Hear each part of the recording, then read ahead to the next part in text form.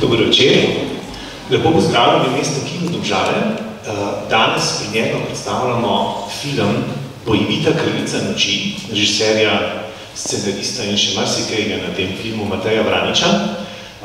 Matej danes tudi z nami že pred projekcijo, bil je tako prijazen, da je prinesel cel kup revij National Geographic, ker je seveda velika reportaža o temi njegovega dokumentarca. Matej, a bi se mogoče še pred filmom pridružil tukaj pri meni? Sklajam, da Matej je en aplavz.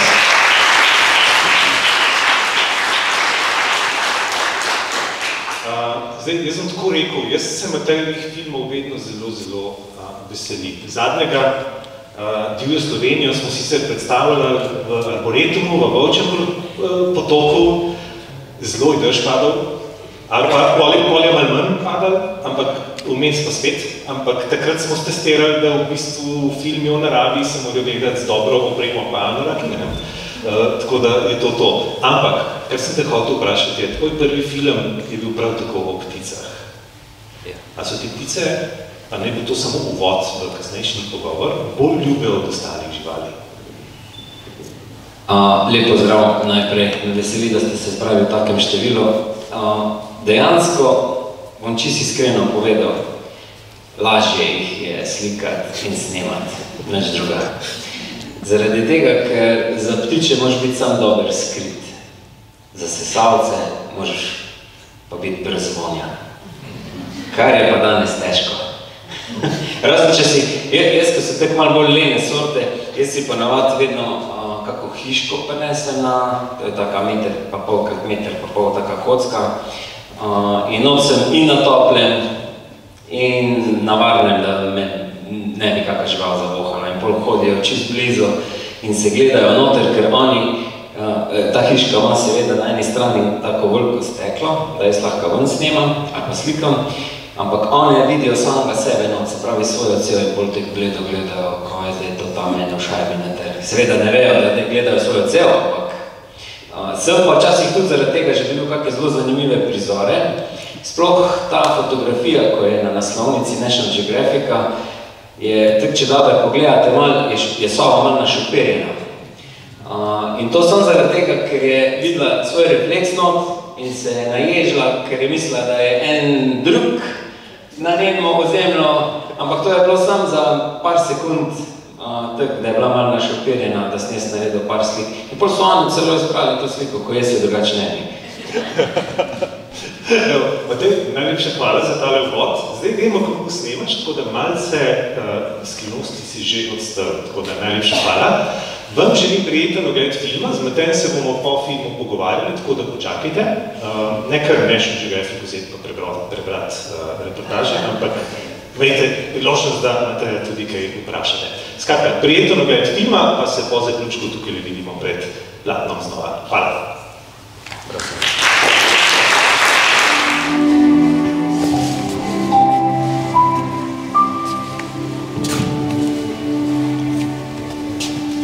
Takole, evo Matej, na velikem platnu še enkrat pridružil pa se nam je, malo so se ga bale napovedati, Marjan Žiberna, scenarist, ko-scenarist filma, sicer novinar in tudi v prispevku v National Geographic ga boste lahko brali, tako da predlagam, da pa še Marjan en aplavz.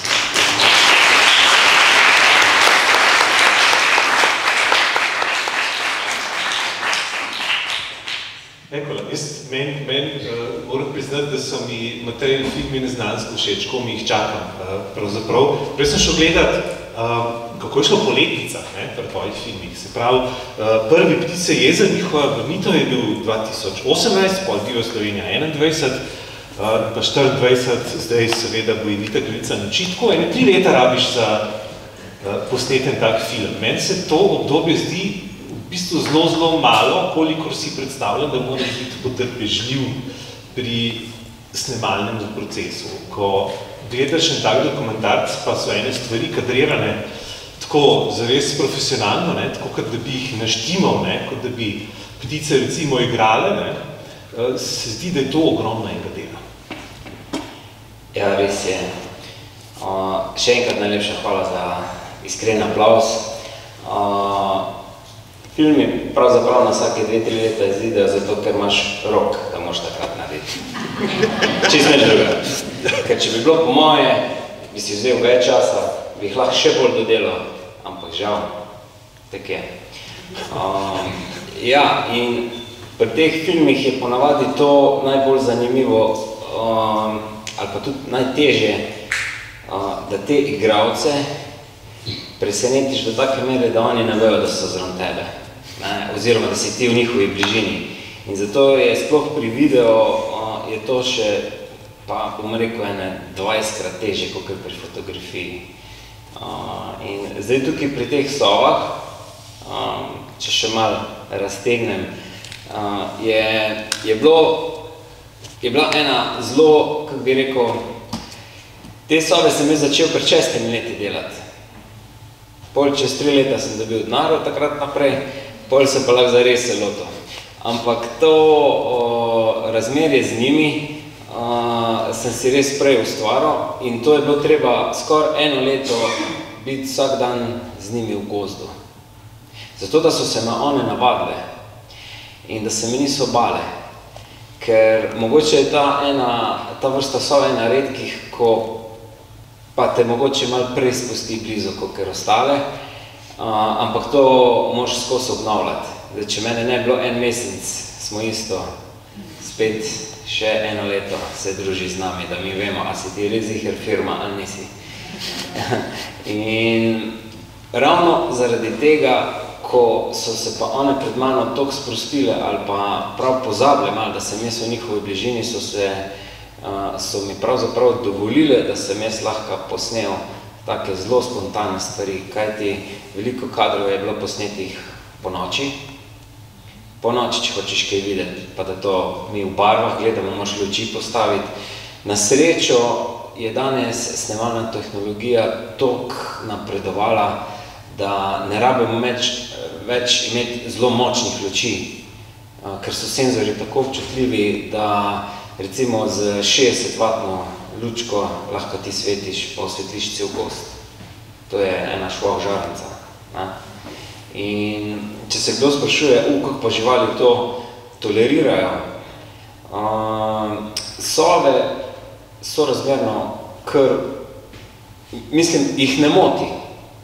Ostale živali se morajo mogoče mičke malo navaditi te bele svetlobe, ampak ko se tudi privadijo, sploh ni problem. Lahko luč ugasneš, pa nazaj prižgeš, da ahtaš na elektriko, ker ko si celo noč v gozdu, nisi to priklopljen na 220 voltov, pa stan štrom, moraš imeti baterije, tega si zelo, zelo omejen. Če imate v publiki kakšno vprašanje, kar vprašajte. Jaz sem pripričan, da vas marsikaj zanima, tako da zdaj priložnost, tako da izvolite. Kaj se dal, ko je tuda udarjalce in kaj se nismo posneli? Aha. Ja, to je pa ena malo daljša zgodba, ampak jo bom tokrat zelo skrajšal. To je prvič, ko sem jaz v tvojih filmih animacijo videl. Ja. Jaz to hotel vprašati, tako da najlepša hvala. Malo risane zgodbe, to sploh ni bilo planirano. Kajti jaz sem, ko sem jaz začel film snemati, so sove nehali gnezditi. Skoraj tekno. Ker oni imajo pač tak ritual, da ko smo videli na koncu filma, da če je dovolj njihovega plena, one gnezdijo. In če ni dovolj plena, žal ne gnezdijo. In takrat, ko sem jaz to začel snemati, leto pred tem jih je pa skoraj vse so gnezdile. Ampak če ni šušk, ne moreš snemati. In pol, ko smo začeli snemati, ni bilo prvo leto, ni bilo drugo leto, oziroma drugo leto je bilo bolj tek, šele pol zadnjo leto nekako, da mi je uspelo najditi. In še to je bilo tek naredil, da jaz sem hotel, kljub temu, da so glasove navajene, sem hotel te mladiče posneti res zelo odblizu in sem naprej jaz vse kamere, vse mikrofone postavil na tisto gnezdo, ko sem upal, da bo zasedla. Se pravi, naredili smo eno umetno gnezdilnico, vse te kamere so bile daljinsko vodene, pa ono duplo, ko ste videli, oziroma tisti bukvi veliki, tisti sem tudi mogel zrihtati, to sem sicer pred 6 leti naredil, ker tam je bila votla, ta bukel in sem jaz rekel, to je taka fajna lokacija za snemati to, mogoče pa celo zasedejo. Ampak na koncu je zgodilo, da vse pa so tam, ko smo postavili, ptiči so prišli, nakazovali malo, tu bi pa bilo, za bit, ampak na koncu so odločili, ne, eni drugi ne bomo gnezdili. Pa ne zaradi tega, da bi jaz tam hodil, ker ti si jih tako ni motil, pa tudi jih nisem takrat preveč znemirjal, mislim, sploh nisem hodil blizu. So bolj kot ne te lovske kamere vse snemali, pa si šel enkrat na 14 dni pogledati sam, če je kaj prišel mimo. In pol sem bil seveda spet zelo razočaran, kako še zdaj, zadnje leto ne bomo imeli mladičev, mislim, kak pa bo pol film, če tega ne bo, ker je tretjino filma skoraj vezano na vse te stvari. In pol jih slučajno jaz najdem v enem štoru, tismo, ko smo ga videli v filmu, čist po naključju. In tisti štor je bil zelo blizu ceste, v bistvu take vlake, 5 metrov stran, pa še tako dol si fajn videl. Ptiči so se pa pustili snemati, pa kaj čiš boljega, mislim. Jaz sem prišel blizu, če bi kjer drug prišel, bi takoj zleteli ven, pa bi se znemirjali, ampak jaz sem prišel tja, sem rekel, leco lepo pa vrhunsko. In pol sem par kadrov posnel, tisto, kar smo videli v filmu. Pol sem rekel, pustimo, ko se zvalijo mladiči, pridemo spet, takrat se mogoče tudi malo bolj naveže ta materinski čut staršev, ker najbolj občutljivo je takrat, da hodiš blizu, ko so jajce. Takrat tudi jaz nisem hodil, če sem kaj sem davč gledal, pa je padel sneg vmes, pa ne vem, kaj se je deževalo vmes. No, in pol, jaz tudi sem videl, da so bile markirane drevesa, da jih bojo vsak hip mogli podreti, ker je bil lobadar tistih drevesih, sem se komi pol z lastnikom zmenil, čeprav je na koncu pristal, da ne bojo podirali, da bojo počakali, da se mladiči izpeljajo ven in jaz ful vesel, zdaj pa bo, čez 3 dni po tismo, ko smo se midva to dogovorila, prijem tja, pa ni bilo več nič noter. In je lepo na to zropala. In kaj zdaj? Imaš pol zgodbe, pol pa ne. Ja, pol pa moraš to narediti v risani obliki. Da saj gledalcu malo urišeš, kako se dejansko to zgodi. Čeprav takrat se je to res, to je bilo tisto leto, ko so bile poplave pri nas, Zgornje Savinjski. In takrat je celo leto ful deževalo in tisti del se je zgodil sicer malo prej, ampak vse 3 dni je orenk deževalo in tista Boga Savinjca je skomi še sebe rešila, ker ko si ti moker, sove lovijo po posluhu, ne toliko vizualno. In če te 3 dni dežuje, kako bi izgledalo, če bi 3 dni ne bi jedli? Je bili malo, bolj pa še pri en lopov, pa vam hoče bajte Evropat, mislim, si vesel, da se rešiš, tak nekako to zgleda v naravi. In ja, na koncu je pa še tiste risbe riso nekdo, ko nikoli življajo ni videl, ne sove, ne kune. In je bilo, mislim, vse skup težavno, že tukaj teh problemov, če cel film ni manjkalo, pravzaprav ni ene stvari, da ni šla po zlu, tako da sem jaz mogel bolj naknadno nekako posneti vse kuno, vseh teh pozah, pa ptiče, vseh teh pozah, v zelo super upočasnjenem posnetku. Se pravi, da takrat je bila pa res kar močna luč tam zraven, da je on lahko bolj si izpravil sliko, ko bi najbolj ustrezala, pa je pol narisal. Tako da ni bilo konca težavam, res. Malo dolga zgodba, ampak za tistih par sekund, ko ste videli, kje je še cel film?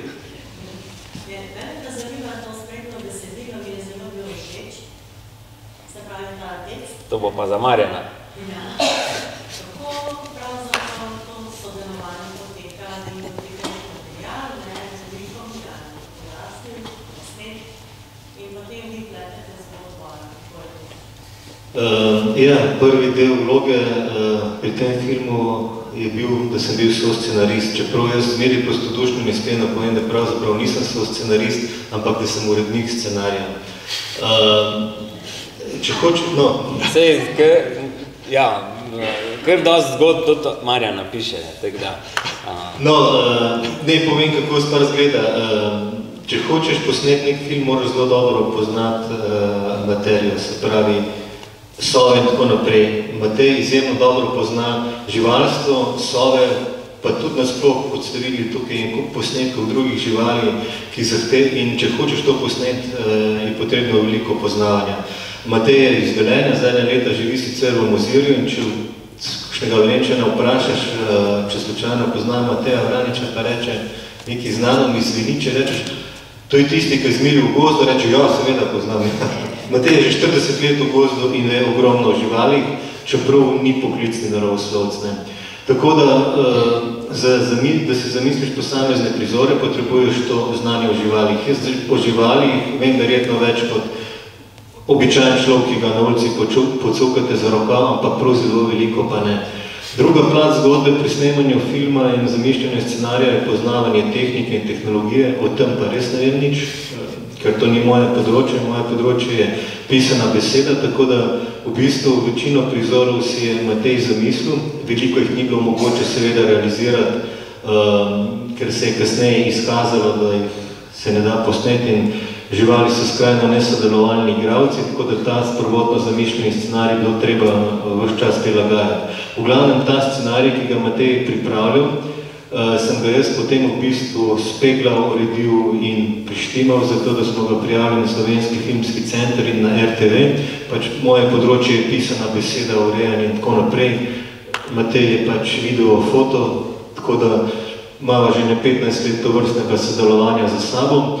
In v bistvu sem bil, kot rečeno, urednik tega besedila. Tako da, ko pa ste me vprašali po tem besedilu, besedilo je mogoče pisati na osnovi nekega poznavanja teh stvari. Po 6 letih druženja s Kozačo sem tudi že nekaj vedel o njej, tako da besedilo, ki smo ga začeli pisati, ki sem ga začel pisati, je začelo nastajati oktobra lani, ko je imel Matej tako rekoč film že grobo zmontiran. Namreč Matej sproti montira posamezne prizore in jih lepi skupaj. Potem je pa trajalo, mislim, da do letos, do junija, da smo to besedilo spili čist do konca. Če stvar na koncu izpade tako solidno, samoumevno, če vas pri poslušanju besedila nič ne zmoti, pol imaš lahko kot avtor besedila občutek, da nisi nič narobe naredil. Nekako mora vse samoumevno laufati. Je pa pri tem veliko enega obračanja besed. Seveda gre po eni strani za strokovno plat, pri kateri je sodeloval dr. Alf Rezec, ki smo ga videli v filmu, pa ga danes ni tukaj. Tako da za to strokovno plat, pravilnost tega, kar sem jaz napisal in potem Jure Longika prebral, je on poskrbel. Z Matejem sva potem pa pila to besedilo. Recimo besede se ne smejo ponavljati, če tudi so posamezni prizori se ponavljajo, ampak ne smeš jih pa z istimi besedami opisati, ker deluje moteče. Recimo tam prizor Krgulj pristane na mrhovini, začne jesti, Krgulj plenilc se mora zadovoljiti z mrhovino. Ta isto zgodbo je treba tem povedati o sovi. Sova je tudi plenilka in se ne zadovolji zlepa z mrhovino. To, da sova je mrhovina, je bilo celo prvič fotodokumentirano na svetu. Prej si samo domnevalo, da to počne. V glavnem, ko iste prizore opisuješ, moraš malce drugi izrazi uporabljati za to, da ni evidentno, da ponavljaš zgodbo. In take drobnarije potem treba zelo veliko piliti, včasih bi človek še rad kaj povedal, pa ne more, ker preprosto ni dovolj posnetka, ni dovolj časa in moraš potem sekunde loviti, da isto stvar poveš samo v sekundu, pa po krajšem času. Tako da 80%, 20% dela, oziroma tisto fino brušenje grobo narejenega besedila v filmu zahteva 80% časa. Prvo verzijo narediš zlahka, recimo sorazmerno, brez težav, brušenje pa potem težavno. In če vse nekako izpade logično in samoumevno in ne moteče, potem se mi zdi, da smo dobro pravili delo. Tako da hvala. To je bila že debata z Matejem o divji Sloveniji, kako sestaviti vse te zgodbe, pravzaprav kdaj tudi zelo različnih posnetkov, kako tukaj sodelujeta. To verjetno ti pripraviš material, potem pa Marjan v bistvu skupaj to zaokroži v eno besedilo, ki recimo ustreza neki narativi, neki pripovedi. Ja, mislim, da smo oba dva izhajamo iz enega istega postopka dela. Se pravi, jaz preden sem začel sploh se ukvarjati z videom, sem fotografiral in midva smo skupaj pripravljala v bistvu zgodbe za National Geographic. In tam je najprej vizualni material, pol šele besedilo. In isto je tukaj. Sma tako malo prenesla to, ta postopek, ker je to tudi najbolj funkcionira. Ne? Se pravi, ko imaš ti, mi imamo en scenarij. Ti scenarij je tak, se je lepo napisan, ampak v grobem, če imamo mi takle sestavek nekega scenarija, kar bi za določeno vrsto moglo biti, v bistvu je moramo posneti kocko novega čuka. Pol pa tek piše neka zgodba, ki je not napisana in pol se to čisto drugače zgodi. Tako da, ko imamo zgodbo, pa ko zgodba stoji, se pravi vizualno, pol je namarjeno, ko je mojster besede, da jo to oplemeniti. In da jo tudi tek zapelje. Jaz vedno govorim, Marjan, besedila je v filmu lahko maksimalno tam 60%. Malo mora muzika dodati svoje, malo mora film zadihati. In to je res težko sestaviti, da je, mislim, če vam bilo to všeč, pa da vam je sedlo, pol smo mi jo super naredili. Mislim, lahko si dal na roke. In ja, ker ni tako enostavno, no, če si iskreno. Včasih zgleda to kar tak, da me že Marjan kar malo sit, ker jaz skozi težim. Ni v redu, dajma še to malo spili, dajma to malo obrnati. Pa ne, tako da to brušenje, kot Marjan pravi, ne, to je res kar dolgotrajno. Bolj kot ker sestava, sam ga besedila. Imamo še kakšno vprašanje? Bi vas zanimalo snemanje jazbec? Ja, zato imam jaz enega prijatelja, ki so v vseh filmih, mojih filmih, njegovi posnetki not, ker on pa živi za te jazbece in skozi njimi dela in jih snema, tako da ta del je samo za njega pripravljen in sem rekel, jaz ne bom, sicer jih bom mogoče kdaj kje posnel, do zdaj jih še sam nisem videl, sem jih, ali pa se je zgodilo tako, da so prihajali na eno lokacijo in glih, ko sem jaz hotel snemati, so se oni odločili, da jih več ne bo to. No, če je pa na vrtu, to je pa druga zgodba. Kaj ti? Nekoč v prihodnosti imam tek željo, čeprav je kar, to je pa, mislim, sove so bile ful težke, pa so mi ogromno preglavec povzročale.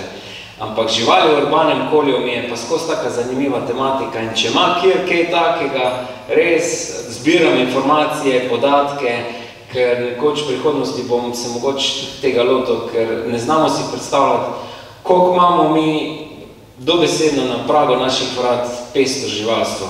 Mi slučajno smo v takmo, Slovenija njih leži na taki neki točki, da če le malo znamo okoli pogledati skozi okno, bomo kar presenečeni, kaj vse lahko vidimo. V zvezi s tem bi jaz rad eno stvar povedal. Veliko je govora o izginjenju biotske pestrosti, o zimiranju vrst in tako naprej. In to je vse res. Vrste izginjajo, populacije se reče in tako naprej. Ampak obstaja pa tudi druga plat zgodbe, ki ni natikanje na rožnatih očal, ampak mogoče poziv k temu, da vidimo pa tisti del kozarca, ki je še zmeri poln. Namreč 150 let nazaj so bile nekatere živali na območju Slovenije tako rekoč iztrebljene. Recimo bobra, ki je zdaj, bo vsak cajt postal najbolj lovna divjad, ker se je pred 20 leti preselil k nam z Hrvaške, gorvodno, po vodnih tokovih, ni bilo več. Kozorog je izginil, svizcev pri nas ni bilo. Ris je izginil konec 19. stoletja, srne bi jih lahko prešteli na prste ene roke, medvedi, tako rekoč Slovenija je bila dobrih 100 let nazaj prazna. Danes, pred nedavnim sem bral knjigo Divjad iz leta 83, mladinska knjiga je izdala in piše, imamo kar krepko populacijo divjih prašičev, 3000. Danes jih imamo nekaj 10 000. Imamo približno 100 000 srn, imamo nekaj 10.000 jelenov, imamo šakala, ki ga nikoli ni bilo, imamo približno 1000 medvedov, ki jih je bilo pred 100 leti mogoče 30, okrog 120 volkov, imamo risa, ki so ga lovci 73. leta spet naselili, pa je začel zaradi parjenja v sorodstvu izginjati, ampak so ga ponovno naselili Zavod za gozdove in še na več sodelujočih organizacij, tako da Slovenija je, kar se živali tiče, izjemno pestra. Prihajajo tudi nekatere nove živalske vrste, prej omenjeni šakalka, nekaterim recimo ni ljub, pri nas je nutrija, je tudi pižmovka, ki ni avtohtona žival, turška grlica ni avtohtona, se je v zadnjih desetletjih razširila, golob grivar je neprimerno številčnejši kot je in se mi zdi, da bi bilo fajn v tem, ko vijemo roke in upravičeno tarnamo, kako živali izginjajo, da pa vidimo tudi tisto, kar še imamo, dokler imamo. Ker ni izključno, da mogoče generacija naših otrok ne bo videla srno vsakič ali pa jelena, ko se pelješ skozi gost. Tako da tu se mi zdi pomembno na ta vidik opozoriti, pa se mi zdi, da se premalokrat govori o tem. Še kakšno vprašanje? Ako greste na to snemale mreže, pa nemate tudi fotopremo sabo ali video, ali kombinirate, kaj pa če vjeti foto bolj... Ja, to je bilo na začetku večna, rečemo, to je bila ena večna dilema. Kaj zdaj, ali bom sliko ali bom snemal, ker ne moš oboje hkrati. Ampak s prihodom nove tehnologije, se pravi vse kamere zdaj že snemajo 4K, 8K, tudi 12K, zakaj bi sliko, če lahko stisnem red, pa dobim 120 slikic na sekundo. In ja, meni je seveda, recimo tudi par fotografij v tej reportaži o National Geographic Slovenije je slik iz filma. In kvaliteta že toliko dosega te visoke standarde, da ne vem, čez par let, sploh ne vem.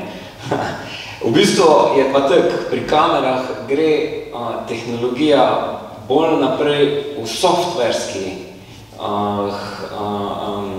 v teh vodah. Se pravi, da zdaj smo dosegli že ful nek nivo zelo dobre, kvalitetne ali slike, ali videoposnetka, ampak zdaj bojo kamere imele program, ko bojo iz takega malega, recimo 4K senzorja naredile 12K ven.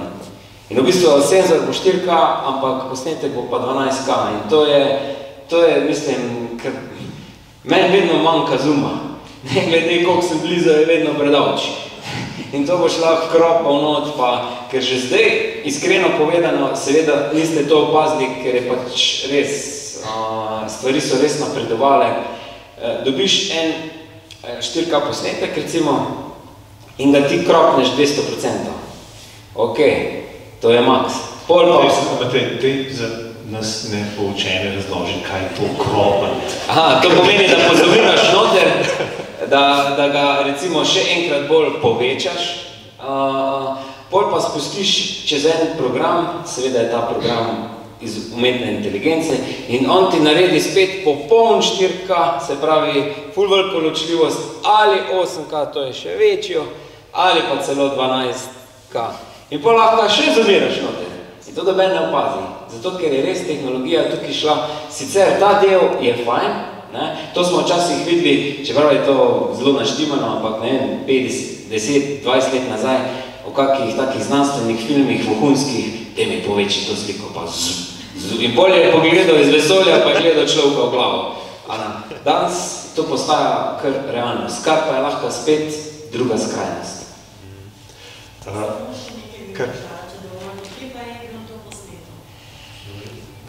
Ja, film se je pravzaprav snemal kar na večjih koncih Slovenije. Večina je bila Zgornja Savinjska dolina. Žal točne lokacije ne smem izdati zaradi tega, ker bom imel pol cel kup ljudi, takih fričnih tam gor, ko bo šli gledati. En del tudi okolica Snežnika, se pravi Loški potok, tam okol Dinaridi. Pa tudi na Ljubljanskem barju. Kar ste bi najmanj mislili, recimo tiste sobe pred hišo so bile čist pri Ljubljani posnete. To tam, Črna vas. To je res, mislim, da eno tam pred 5 leta vzval, pa še vene. To se še bil jaz presenečen. Ne, tiste uharice, ja, tiste uharce so, male uharce, ko so bile na Brezi, tiste so v Ormožu bile posnete. Tako da, no, to ni taka skrivnost, ker tam pa je to lokalna atrakcija. Tako da hodijo vsi gledati. No, v končni fazi smo se tudi vsi poznate, ker gre tudi stopite ven, pa je to veliko drevo, v bistvu plevel, ki je postal drevo. Vse super za senca pa to. Ampak kakšne 2 leti nazaj, ne, kar naenkrat na avtih začnemo opazati kakce, pa so bili taki malo večji, kot od pravcev pa od golobov, ne. In tako jaz mi ni dal miru, pa začnem gledati gor in vidim, da nekaj je v drevesu, ne, se ena skupina sov se je nasadila, a 5 jih je bilo, ne, ja, Cveta je preštela. 5 sov, evo, pa so bile na par mesecev tam in to je bilo čisto ena taka luštna koeksistenca, ne, sred totalno urbanega okolja, ne. Ampak kar sta prej rekla, ne, kako veliko živali je, recimo jazbec na vašem dvorišču, ne, v Sloveniji pravzaprav tam, kjer sem jaz doma, greš, ne vem, čez reko po hrib, pa je malo teme, itak, da srečaš srno ali več njih, itak, da polka z lučko svetaš, vidiš lisico. Skratka, tega je zelo, zelo veliko, ne. In mogoče ta ideja za naslednji film živali v urbanem okolju ali pa blizu urbanega okolja pravzaprav zelo, zelo na mestu, ker so to stvari, ki jih v resnici ljudje v tej hektiki pa ne vem čem, pravzaprav pač spregledamo. Ne? Ja, ta ideja je že bila pred temi sovami. Sam je bolj problem to, ker veliko stvari, ko ti kaj snemaš, moš tudi pustiti. Ne? In ti smo šahta ne pred živalmi, ampak pred ljudmi. In če imaš ti tam za par 10 ur opreme, ne moš pustiti čez noč, da se bo samo kaj posnela. To hiter dobi noge. In to je bolj problem, kar me muči v takih stvarih, ne? Ker če prideš nekomu na vrt, je čist drugo. Ne? Tam je vgrajeno, tam najbrž ne bojo hodili tatovi. Ampak v mesto, pa če kjer vidi kamero, tam pa dobenega davčna okol, da se ne bo dolgo tam.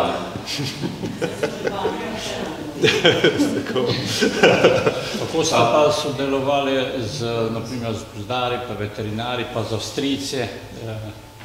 Ja. Ste tudi vi hodili tja, pa jih posnela, kako to?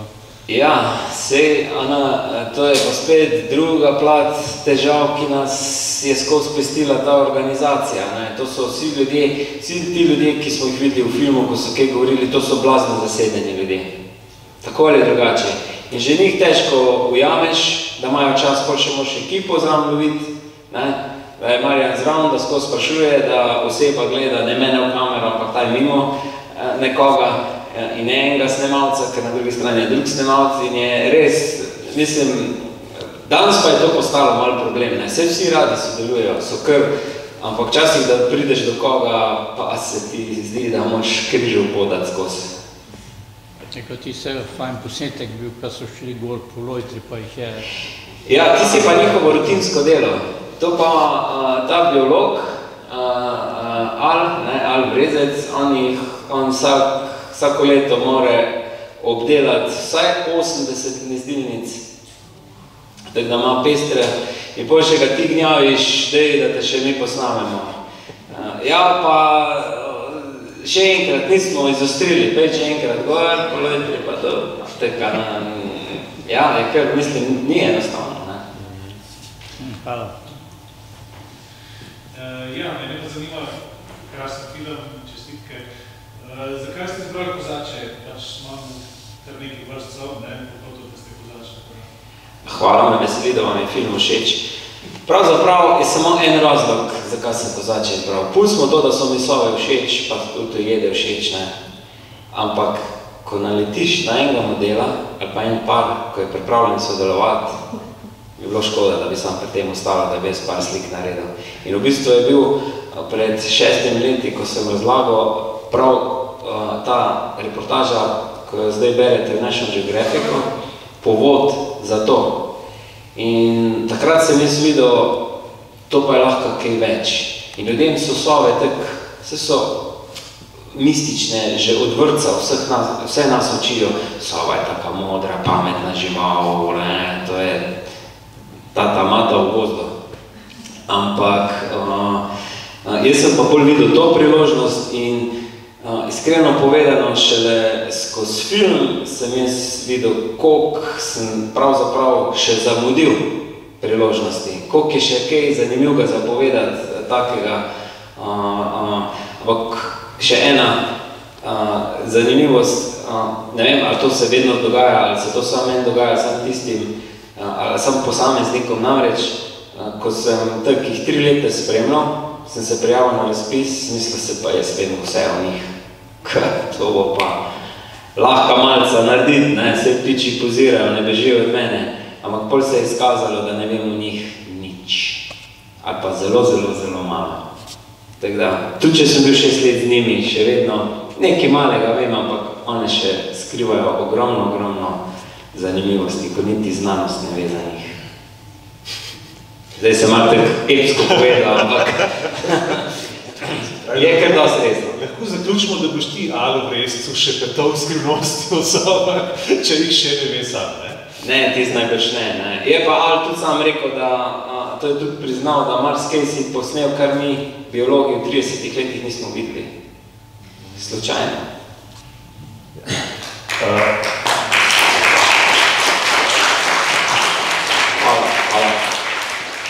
Mogoče za zaključek, zgodba iz Avstrije. Nekako niste jo pripeljali do konca, jaz verjamem, da je težko, ampak zanima me, če si v stiku, če sta v stiku z Avstrijci, kako kaže projekt repopulacije kozače v Avstriji? Ja, v bistvu, že takrat, da so oni nas blizu spustili, to je bilo kar, je bilo treba obrnati veliko številk, pa na koncu je mogel nekdo poklicati, ja, pozna nemško govoriti. Žal. Smo v stiku, ampak se mi zdi, da ta stik je tak vedno bolj malo zviška. Ampak drugače so super sodelovali, vse fajn. Ampak oni, ko smo mi prišli pravzaprav gor snemati, so že oni prav malo zaključevali s tem. Tako da mogoče letos še, pa drugo leto pol je pa konc. Ker so že toliko naselili teh, da smatrajo, da je dovolj, ne.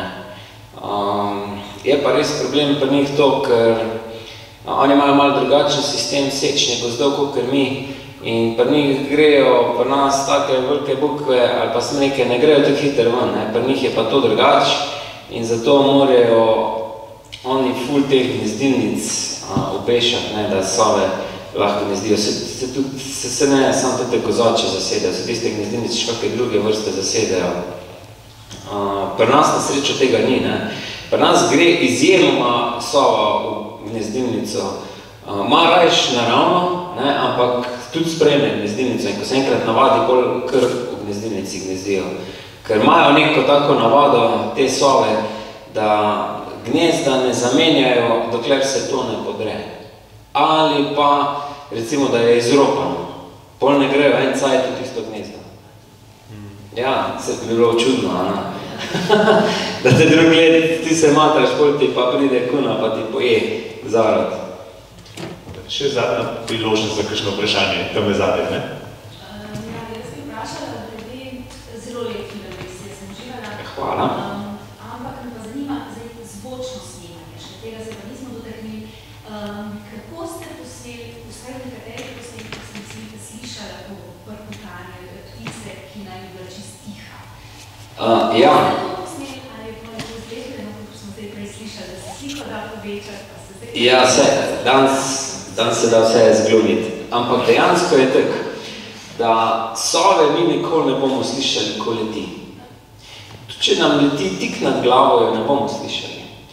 Ampak jaz sem te sove, včasih veš, kje bojo pristale, pa kam hodijo, in sem vedno tam nastavil mikrofon. Tisti mikrofon je bil takle, ma ni bil pol metra stran, ne. In takrat jo čuješ. Ampak, ko pristane, se čuje res sam, ko zaškrtajo nohti. Ko pa štarta, te se pa vedno čuje. In zdaj mi govorimo o ptiču, ko je ne slišim. Kaj zdaj narediti? A pusti to not, a ne? In zato smo to tik, mislim,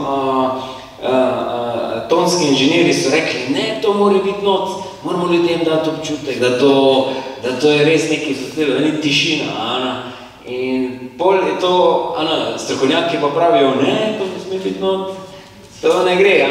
Dejansko mi tega nikoli ne bi slišali, tudi plen ne bi nikoli tega zaznal, ampak če imaš res te zelo občutljive mikrofone, pa v neposredni bližini, čuješ samo to, ko zaštarta. Druga pa res ne. Vsaj jaz nisem tega zaznal. Tako da ti zvoki, nekje smo jih malo podložili, tisto, kar ste pa čuli, nam je pa zgledal šlo. Bi mogli biti bolj na tih. Drugače pa vsi ti toni, sicer se zraven snemajo, zraven videa, ampak vse je treba na koncu v postprodukciji še bolj obogatiti. Tako da marsikaj, ko tam miške tekajo po snegu, pa to sem jaz mogel vse na roke narediti, pa s prsti tekle malo po snegu, ali pa če medved hodi, ali pa bilo kakva žival, ali pa to, oni polhi, ko so tako ropotali s tistimi vojami, jaz mogel malo po noči v gozd, pa posnet, kako to šumi. Tako da vse te zvoke je treba obogatiti, da to pol film nekako še bolj obogati. Jež je pa prav dihal tak. Ti zvoki niso izmišljeni. Ježa slišiš, ne? Ježa slišiš. Ja. Ja, preveč bi vam mislili, da bolj medved hodi.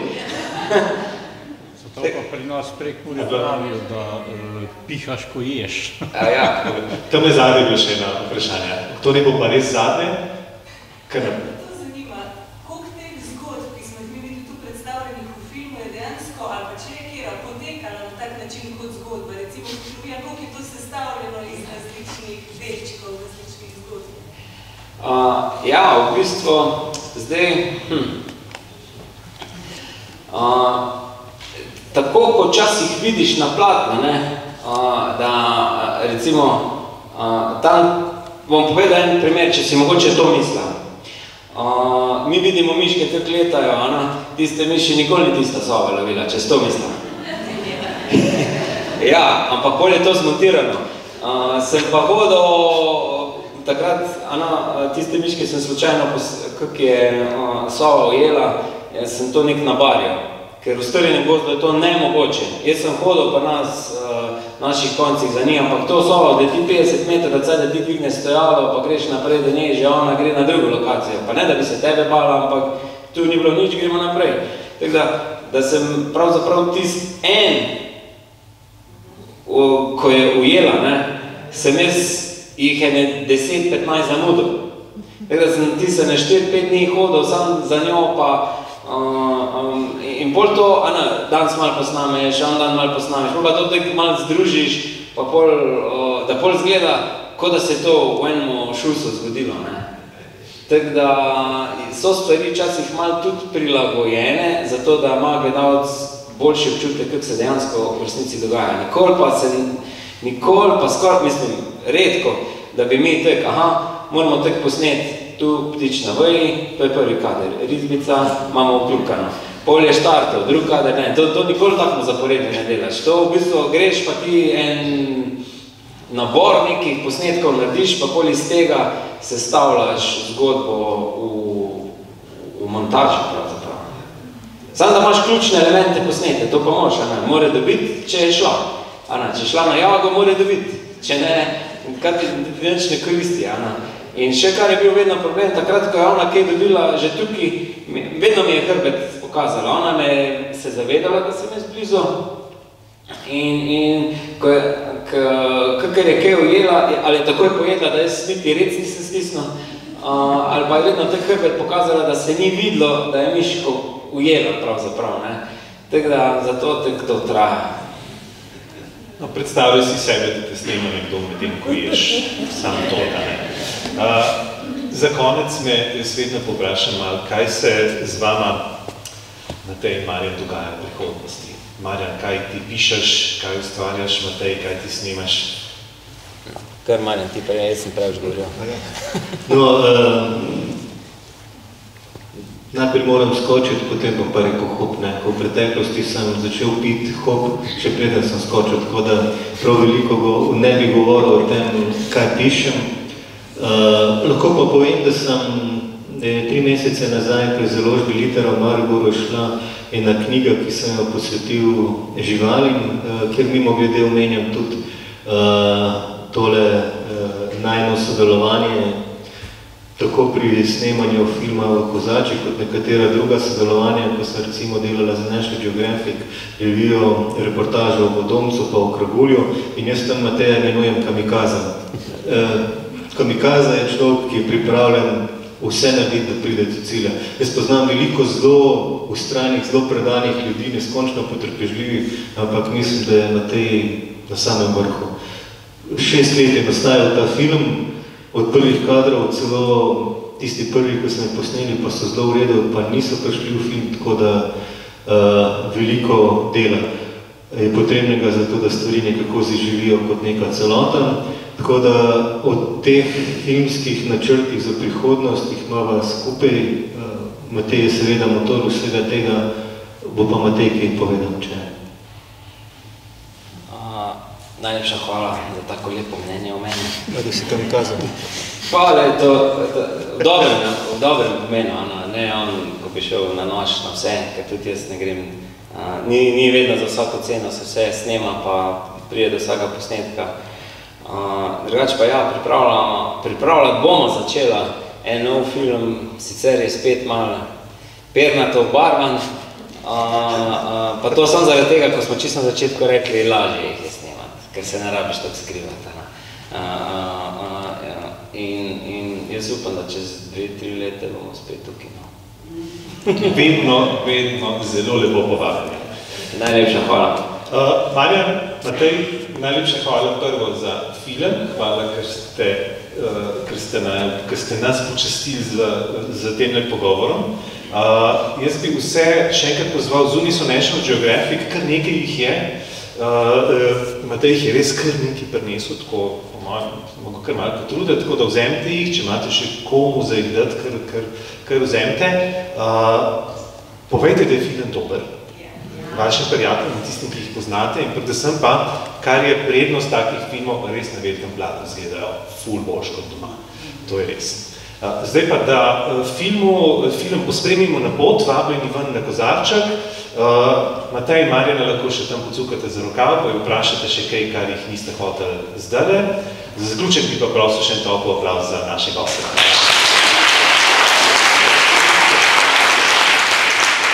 Hvala.